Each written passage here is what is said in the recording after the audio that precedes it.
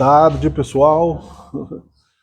Todo mundo me conhece, eu acho, ou a gente se conhece, mas também no plano espiritual e na internet, onde a gente tem a possibilidade, né, de deixar registrado o nosso diálogo, e a gente fala para o tempo também, futuro e passado, e vários horários, então não é por acaso que essa ferramenta existe, e é por isso que a gente precisa aproveitar dela, né? Tenho certeza que os evangelistas usariam também essa ferramenta se fossem, né, convidados a reencarnar nesse tempo. Como não estão, porque fizeram o trabalho deles lá no começo, nós somos os da última hora, mais imperfeitos, mas estamos aqui tentando sobreviver para ganhar um salário, né, de última hora, com todas as nossas imperfeições. Eu sou Miguel Brambila, trabalhador da casa e servidor, né, do Evangelho, na tentativa de evoluir e colocar ele em prática na minha vida. Convidado sempre a falar sobre o Evangelho, eu sempre aceito com honra, porque é isso que me faz mais leve diante do compromisso espiritual que nós temos, né? Justamente por estarmos encarnados no mundo de provas e expiações, como a gente diz, né? Então vamos fechar os nossos olhos, pedir a Deus que nos auxilie para que nós possamos conversar juntos alguns instantes sobre Ele, nosso Deus Criador, sobre Jesus Cristo, nosso irmão maior, que se disse, por exemplo, pela prática, o caminho, a verdade e a vida, e sobre nós, imperfeitos, aqui ainda aprendendo, né, a caminhar nessa jornada evolutiva. Senhor, ajudai-nos para que nós possamos ser simples e claros no trabalho da Tua seara. Seja feita a Tua vontade, que assim seja. Não se fala mais quase nenhuma novidade, né? Pode-se pensar depois de 2000 e tantos anos que Jesus veio ao plano físico, depois de mais de 150 anos da doutrina espírita, e a gente anda em círculos. Muitos podem pensar, mas eu não acho isso. Eu não penso isso porque cada um de nós é um. Então, toda vez que eu sou convidado, como disse, a me expor publicamente diante de uma tribuna, seja espírita ou não, não é? E falar em nome de alguma coisa maior que eu, como disse outro dia, e maior do que nós, que é falar de Deus, falar de Jesus, falar do plano espiritual, nós precisamos vestir com franqueza, não é, a aura da humildade, que o filósofo Sócrates disse, né? Só sei que nada sei. Né? É claro que ele sabia algumas coisas, mas não tudo, porque à medida que ele descortinava o infinito na Grécia Antiga, e foi considerado um pré-cristão, inclusive, devido ao trabalho que fez para entender um pouco daquilo que nós somos, por que nós existimos, percebia, à medida que o universo se apresentava na capacidade de compreensão que ele tinha, que não tinha fim. Porque quando ele aprendia uma coisa, tinha outra coisa mais ali na frente para aprender e assim por diante, né? Então isso é muito bom. Ao mesmo tempo que parece difícil de ser entendido, é simples. Se nós nos colocarmos na condição humilde, né, de viajantes do tempo e do espaço na direção de um progresso. Então nós não somos, nós estamos indo na direção do ser perfeito. Nós somos viajantes perfeitos por sermos obras de Deus, que não cria nada imperfeito, né? Isso é uma questão filosófica, e eu sempre separo um pouco a questão da santificação da questão filosófica, porque, caso contrário, eu vejo pouca possibilidade da minha pessoa falar em nome, né, de uma santidade que eu não consigo manter. É impossível me manter santo 24 horas por dia no mundo de provas e expiações, onde o meu orgulho está sendo testado todo o tempo, as necessidades, as dificuldades, as chances de tentação, as ambições, as possíveis rebeldias e os problemas, não é? Mas sabendo disso tudo, eu consigo pelo menos comparar a distância que eu estou. Disso tudo que eu digo sabendo é o que nos trouxe o Evangelho de Jesus, antes disso os 10 mandamentos de Moisés e a doutrina espírita, né, espalhada pelo pipocar da mediunidade no planeta todo, quando começou Allan Kardec a codificar o espiritismo, organizando a Sociedade Espírita de Paris e trazendo um fenômeno mediúnico para o estudo científico, filosófico, né, e espiritual. Isso a gente só faz o quê? O resumo, busca entender tudo isso quando a gente levanta com o pé esquerdo, até mesmo. Tudo passa na cabeça, né? Não que o pé esquerdo não seja útil, porque se eu não preciso dele para me manter equilibrado, não é?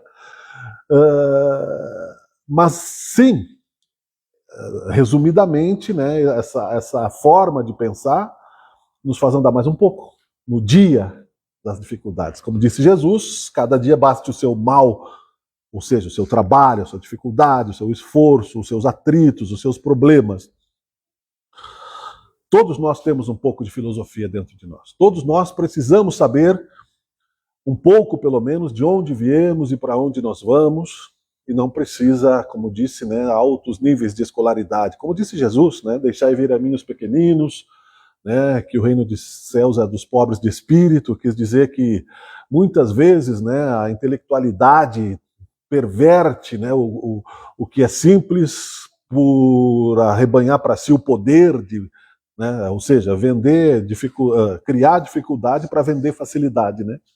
Isso na política é muito comum, né? Cria uma burocracia e depois eu vou lá para manter a minha cadeira de professor, eu torno a equação mais difícil e depois eu vou explicando aos pouquinhos, né? Isso é ruim do ponto de vista do amor. Jesus disse que é preciso que a gente aprenda a acender a luz em cima, né? Não esconder a vela, né? Colocar a candeia, enfim, é um nome lá que eu não me lembro exatamente qual, né? Pode me ajudar se tu lembrar. É, isso aí. Ou significa dividirmos aquilo com os outros, compartilharmos as nossas reflexões simples do dia a dia, né? Aquilo que a gente aprendeu como pais, como irmãos, como filhos, como trabalhadores, como espíritos reencarnados que somos, em graus evolutivos, sejam eles quais forem. Porque ninguém pode dizer que é mais ou menos devido à lei do esquecimento. Muita gente que a gente vê sem a mínima condição intelectual, econômica, pode ser muito mais vigorosa intelectualmente, filosoficamente, que nós imaginamos. Na Grécia Antiga tinha um filósofo chamado Epiteto que morava num barril. Já falamos até sobre isso, eu acho, em algum momento, e Alexandre o Grande, o maior dos conquistadores da época, guerreiro de muitas vidas, reencarnou depois e criou outros papéis na história, né, como Napoleão, como Júlio César, e segundo alguns aí como Gorbachev, né, na União Soviética. Um dia pediu para ele ser o seu conselheiro, que ele poderia dar o mundo para ele, né? E ele pediu: o que eu posso te dar, peça? Daí ele disse: só me dá licença que tu tá tapando o sol aqui. Precisa. Ou seja, nós estamos, é claro que a gente não vai morar num barril, né? Só o Chaves pode morar num barril. Mas isso nos traz pelo menos um pouco de conformidade de que aquilo que nós vamos administrando do ponto de vista da vida é o que nós conseguimos entender como necessário para extrair o mínimo de sabedoria, seja no amor, seja na dor. E infelizmente ainda é o paralelo da nossa faixa evolutiva, que a cenourinha, né, na frente do burro, né, que faz a gente andar na direção da felicidade. A gente vai ter dor, ainda nós temos uma compreensão fúnebre da morte, ainda a saudade, a dificuldade do contato com o mundo espiritual, a melancolia de tudo que nós vivemos até aqui, de passados errôneos, né, e as regiões mais sombrias, umbralinas, que nós percebemos que fazem parte de pessoas que nós amamos também, e de nós próprios, né, por que não dizer, nos assustam. Então, disso tudo, né, eu vou ler só um trechinho aqui desse livro aqui, que eu vou mostrar aqui, que eu peguei ali na biblioteca, mas justamente porque já eu vinha pensando nisso, que é ainda que eu fale a língua dos anjos, que é uma frase de São Paulo, não foi o Renato Russo da Legião Urbana, que ele só fez a música, né? Mas a Joana de Ângeles, que é uma mentora muito profunda e ao mesmo tempo simples do Divaldo Franco, escreve no livro, eu vou ler só o primeiro parágrafo, só a primeira parte aqui, tá? Porque a gente possa facilmente entender. Autodescobrimento, uma busca interior. Muito antes da valiosa contribuição dos psiquiatras e psicólogos humanistas e transpessoais, quais Kubler-Ross, Groff e outros famosos aqui do passado, que colocaram a alma como base dos fenômenos humanos, a psicologia espírita demonstrou que sem uma visão espiritual da existência física, a própria vida permaneceria sem sentido ou significado. O reducionismo em psicologia torna o ser humano um amontoado de células sob o comando do sistema nervoso central, vitimado pelos fatores da hereditariedade e pelos caprichos aberrantes do acaso. A saúde e a doença, a felicidade e a desdita, a genialidade e as patologias mentais, limitadoras e cruéis, não passam de ocorrências estúpidas da eventualidade genética. Assim considerado, o ser humano começaria na concepção e anular-se-ia na morte, um período muito breve para o trabalho que a natureza aplicou mais de 2 bilhões de anos, aglutinando e aprimorando moléculas que se transformaram em um código biológico fatalista. Por outro lado, a engenharia genética atual, aliando-se à biologia molecular, começa a detectar a energia como fator causal para a construção do indivíduo, que passa a ser herdeiro de si mesmo nos avançados processos das experiências da evolução. Os conceitos materialistas, desse modo, aferrados ao mecanismo fatalista, cedem lugar a uma concepção espiritualista para a criatura humana, libertando-a das paixões animais e dos atavismos que ainda lhe são predominantes. Eu servi água e não tomei. Com licença, só porque a fumaça está me dando uma coceira aqui na garganta. Parece difícil, né? Mas não é. Parece assim um monte de palavra bonita, mas não é. Por quê? O que a Joana de Ângeles diz aqui, ó? Que a ciência materialista, o psicólogo, o psiquiatra, não encontra na célula o espírito. Mas o espiritismo já tinha encontrado isso antes, né? E aí a diferença de posições que nós vivemos na vida. Uns aparentemente mais sabidos, outros não. Uns aparentemente mais felizes, outros não. Porque a gente jamais, compreendendo a doutrina espírita, voltaremos a nos comparar com outra pessoa na sua ventura ou na sua dor, ou na sua desventura. Porque cada um é um. E cada um, segundo as suas obras, significa que a lei do tempo e do espaço está nos dando como recompensa de nossa existência presente e das reencarnações passadas e das vezes que nós estamos no mundo espiritual, onde a gente também evolui ou estaciona, ou a gente também pensa e a gente também age, a gente também faz caridade e a gente também ama, a herança de nossas próprias realizações. E aí, São Paulo entendeu isso depois de sofrer negativamente por causa do seu orgulho, mas aprendendo, né? Não por punição de Deus, que jamais pune, que jamais se ofende. Então tudo isso é uma repetição de um resumo que a gente vai fazendo, mas que serve para os nossos irmãos, para alguém de nós. Como a gente toma um copo d'água todos os dias, a gente tem que pensar isso quase que constantemente para se manter no prumo no mundo, né, turbilhonado como a gente vive. Mundo que aqui, por exemplo, está esfumaçado e cheio de enchente, e logo ali depois da fronteira, uma fumaceira toda de incêndios. E lá em outros lugares, acontecimentos. Aí eu lembrei outro dia das 7 pragas do Egito, né, que os egípcios também poderiam ter achado que era o apocalipse naquela época, né? E não é o fim do mundo a mudança de tempo e de espaço. O Espiritismo, então, nos ensina que se nós estamos situados nisso, e aqui a Joana de Ângeles quis dizer isso, que não há fatalismo. Ah, é o meu karma. Não, não é. Porque o karma significa atividade. E os hindus no Oriente não são muito bem compreendidos nesse sentido, porque eles têm uma cultura um pouco diferente da nossa. Eles são mais profundos, antigos, acreditam, porém, que se tu está colocado numa posição, numa vida, dali tu vai ficar até o fim daquela vida. Tu não pode levantar a cabeça para olhar para as classes superiores, né, enfim. Mas o Allan Kardec desmistificou isso, colocou leis de causa e efeito. E aqui, quando a palavra energia, que está no livro aqui, essa palavra até 1920 não existia por aí. E o Espiritismo começou em 1850 a ser codificado por Allan Kardec. Tudo isso eu quero para falar de amor. Porque nós estamos, então, precisando de palavras e de consolações e de explicação para a nossa dor, para entender o porquê do desamor que nos cerca. Por que nós estamos sofrendo se aparentemente, né, intuitivamente ou instintivamente eu amo? Né? A partir do momento que eu encontrei uma pessoa e fico com ela mais do que uma década, hoje em dia, né, mais do que um ano já é considerado sucesso, então tu imagina uma década. 2 décadas, né? 50 anos, né? 4 décadas, né, Denise? Parabéns. Depois tu me dá aí um manual, tá? Paciência, né? É o amor.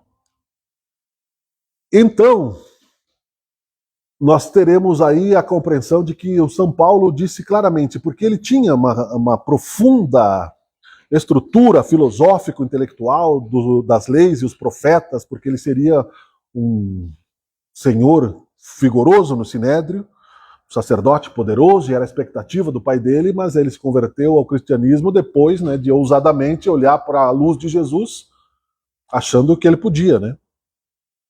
E diria hoje o Raul Seixas, né, quem não tem colírio usa óculos escuros, né? Porque a luz de Jesus secou ele, não foi Jesus, foi o orgulho dele, e até ele compreender humildemente que ele estava cego por orgulho, ele ficou vagando lá, refletindo. Depois ele fez o caminho de volta. Mas aquilo que ele tinha feito de errado, que estava lá na sua ficha, foi cobrado, porque não há privilégio. Né? Mas, por amor a Jesus, então, já que ele se converteu, Jesus perguntou, Paulo, por que tu me persegues? Né? Era Saulo, por que me persegue? Depois ele virou Paulo. Né? E sem saber, apedrejou o próprio cunhado, né? Que era o Estevão. E ele disse, ainda que eu fale a língua dos anjos, ainda que eu fale a língua dos homens, né?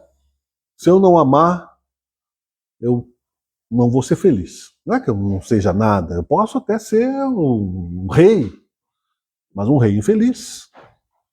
Porque não é possível que um rei que mate, né? Um rei que se perverta seja feliz, né? Num pântano de dor e sofrimento, violência e ditadura, né? Não é esse o reinado que Jesus falou. Então, quando ele dizia o amor cobre a multidão de pecados, a gente pensa que é fácil também falar que a gente ama. Eu acho que a gente precisa rever bastante esse conceito de incondicionalidade, de não colocar cobranças no amor. Né? Por exemplo, uma mãe, por pior que ela seja, diz Divaldo Franco, ela sempre será quem gerou. Mesmo se ela não te abortou, se ela te colocou lá no berçário das freiras, tu deve para ela o teu corpo.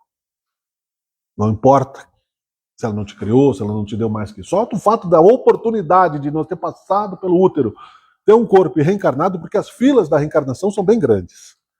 O amor que cobre a multidão de pecados, disse Jesus Cristo, para os servidores, seguidores, e para aqueles que eram cegos, não é? Também a isso, explicava muitas coisas da caridade, que o Allan Kardec colocou muito claramente que fora da caridade não há salvação.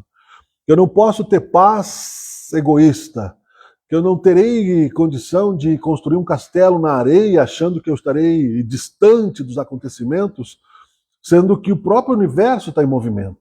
Então, quer dizer, existe hoje muita gente que vive infeliz lá no centro de Florianópolis, por exemplo, né? E praias paradisíacas em outros lugares, não é? Não é uma condenação à riqueza, mas a gente sabe que a própria Atlântida afundou. Isso não é fantasia. O passado já foi vigoroso tecnologicamente neste planeta e em outros e tal. Mas o amor nos livra da tragédia de não sermos solidários, de não sermos amigáveis. Eu acho Difícil que alguém aqui não tenha sentido raiva algum dia, um ódio, um desejo de vingança, por menor que ele seja e por mais inocente, mesmo quando criança. E a gente viu que nada disso, né, serve como aprendizado, né, nada disso serviu como aprendizado de consciência, né? Tudo isso, consciência boa, consciência de progresso, tudo isso só nos levou a mais sofrimento, né? A mais. Eu tenho irmãs, né? A gente brincava e se beliscava embaixo da mesa e fazia as brincadeiras, a gente lembra e tal. Umas têm ciúmes, outras não têm. Mas não me parece uma coisa muito saudável, né? Então diz aqui nos evangelhos aqui, o ciúmes não é bom, as paixões exageradas não são boas. Nada que a gente está falando aqui seria tirado da nossa consciência se a gente não pensasse do ponto de vista espírita. Porque aí que está.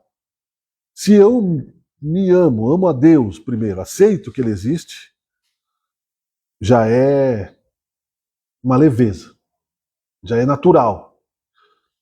Eu já passo a entender que eu vou me prevenir de me desviar do caminho se eu for puxado em determinada direção por uma linha de ação que vai me prejudicar ou prejudicar alguém. Na vida, nos negócios. Pelo menos eu vou tentar, né? E se, por acaso, por alguma razão, como aconteceu com Judas, por exemplo, eu me perder, eu sei que Deus vai me perdoar, Nossa Senhora vai me perdoar, Jesus vai me perdoar, mas eu vou sofrer. Judas sofreu. A primeira coisa que Jesus fez foi pedir misericórdia para ele, que estava no umbral, porque ele se suicidou, e é um dos crimes mais graves que nós temos, né, na lei de Deus, é o suicídio. E depois Maria criou o Hospital dos Suicidas no plano espiritual pode falar. Tratou dele, né? E enquanto ele não reencarnou, como Joana de Ângeles, e foi queimado na fogueira, exata, Joana d'Arc, né? Desculpe, muito obrigado. Eu sou meio surdo já, né? Não preciso, não pode falar. já passei do Cabo da Boa Esperança. A Joana d'Arc, né? E enquanto Joana d'Arc na França não seguiu na direção do resgate, o espírito não teve descanso, né? A consciência. Então, o Raul Seixas, que poderia ter sido muito melhor se não tivesse, né, caído nas tentações, disse: para a consciência não posso mentir, pois o meu travesseiro não me deixa dormir. Então nós temos mundos infinitos pela frente para sair dessas provas e expiações. Não quer dizer que a gente vai deixar o mundo para trás. Aqui é um planeta escola.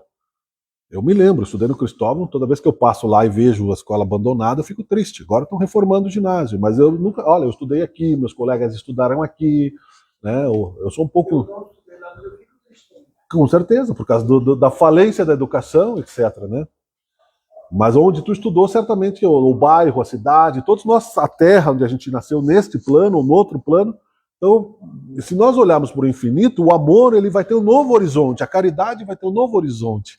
E aí eu tenho que entender a justiça de Deus, porque senão eu não vou perdoar ninguém. E Paulo Frutuoso, o doutor Paulo Frutuoso, disse uma frase bem legal, que sem perdão não tem evolução. A gente pensa, mas eu vou perdoar porque eu confio em Deus, mas eu não vejo Deus, eu não consigo ver esse efeito, né? Eu estou aqui vivendo, eu não olho para mim, né? No caso, porque se eu olhar para mim, e como, né, o meu sobrinho quebrou o dedo aqui e enfaixou todo o braço. Um simples dedo. Uma unha machuca a gente, né?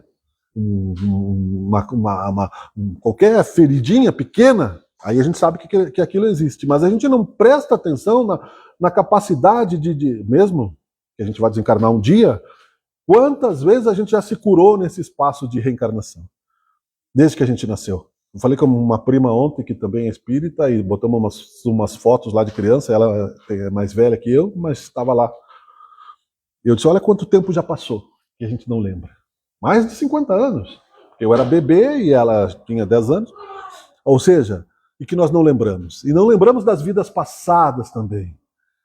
Veja, né, eu tenho a minha mãe ainda, né, que ela não gosta que eu diga, mas eu preciso usá-la como exemplo, porque ela tem 81 anos, E ela se sente jovem, porque o espírito é imortal e é eterno, infinito, né? Eterno é Deus que não foi criado, nós somos imortais. E a gente não presta atenção nesse milagre de Deus. Então não vamos ter motivação nenhuma. Aqui, diz Joana de Ângeles, e São Paulo entendeu que o amor passa a ter uma condição de espiritualidade. Aí Jesus, que dizia claramente, né, que nenhuma ovelha se perderia, via as auras das pessoas, quando viu um apedrejando o outro lá, dizia, olha, aquele que tiver sem pecados que atire a primeira pedra, porque ele enxergava os sofrimentos que aquelas pessoas iam ter. E por misericórdia ele curava quem pedia, e outros, alguns, não que não tivessem merecimento, mas mesmo assim não amavam. Mesmo assim usavam a recuperação daquele objeto. Então ele dizia, olha, se é para tua mão, teu órgão, te lançar para o mal, é melhor que tu nasça sem mão. Se tu virar um ladrão, se eu sei escrever, se eu começo a assinar decretos que me favoreçam para roubar, é melhor não ter mão, porque, né? Não é verdade? Ou para mim, usar a espada contra o meu irmão, porque quem com ferro fere, com ferro será ferido. Né? Ou seja, eu só estou colocando frases óbvias, conhecidas por todos nós, mas por que nós então já não estudamos isso uma vez só e esquecemos? Esquecemos? Não. Gravamos e passamos a agir assim, né? Porque a gente não consegue. E a gente está aqui, né? Se tu parar de nadar na água, tu afunda, né? Então a gente está nadando no movimento da vida.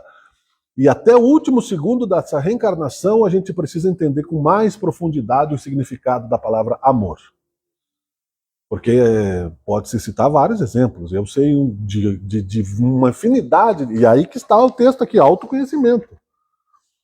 Eu tenho que saber o que me tira do sério, para não cair no mal. Vejam como é difícil, por exemplo, para uma sociedade, não só para um pai, para uma mãe, que tem uma filha sequestrada e morta, por exemplo, por um bandido. E para a mãe do bandido, então, nem se fala, né? Por um pai que sofre consequências, né, e outras tantas. Eu tenho filhos e filha.